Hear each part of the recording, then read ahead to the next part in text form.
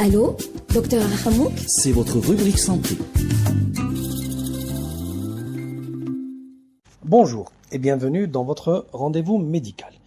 On continue notre série d'épisodes consacrés aux maladies tropicales négligées en parlant aujourd'hui de la leishmaniose. Alors la leishmaniose est une maladie chronique due à l'infection par un protozoaire, un parasite du genre Leishmania.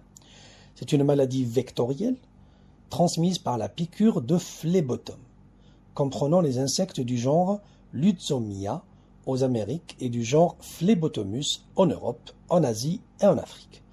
Elle peut prendre trois formes, la leishmaniose cutanée, la leishmaniose viscérale et la leishmaniose mucocutanée. La leishmaniose peut affecter de nombreux mammifères, dont l'humain, ce qui en fait une zoonose, c'est-à-dire une maladie commune à l'être humain et aux animaux. Ces réservoirs principaux dépendent de l'espèce, mais les trois réservoirs principaux sont les rongeurs, les chiens et l'être humain.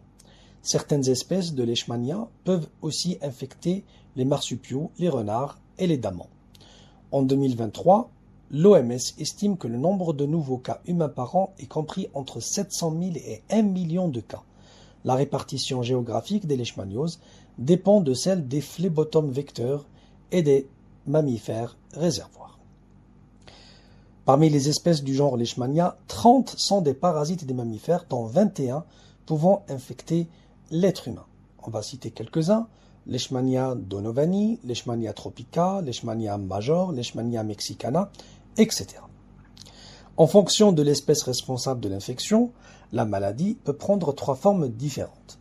La forme viscérale, c'est les symptômes les plus courants de la leishmaniose ou cas à hasard sont la fièvre, une perte de poids, un gonflement de la rate et du foie, l'anémie. En absence de traitement, la leishmaniose viscérale est mortelle dans 95% des cas. La leishmaniose cutanée, le symptôme le plus visible est l'apparition de lésions cutanées et d'ulcères.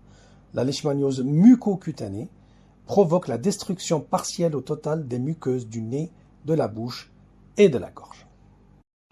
La prévention de la leishmaniose humaine repose sur plusieurs modes d'action: le contrôle des populations vecteurs et réservoirs, et le dépistage et traitement rapide et efficace des cas de leishmaniose humaine.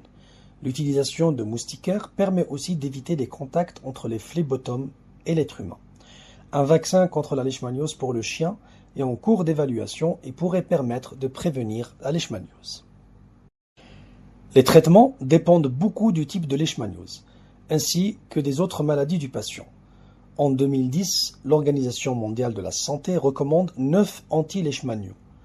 On a l'antimoniate de méglumine, qu'on appelle le glucantime, le stibiogluconate de sodium, l'amphotericine B, la paromomomycine, l'isétiomate de pentamidine, la miltefosine, le kétoconazole, le fluconazole et l'itraconazole. Voici grosso modo des informations sur la leishmaniose, qui est une maladie très courante et fait partie des maladies tropicales négligées. En attendant d'autres épisodes consacrés à ce genre de maladie, prenez soin de vous et à bientôt.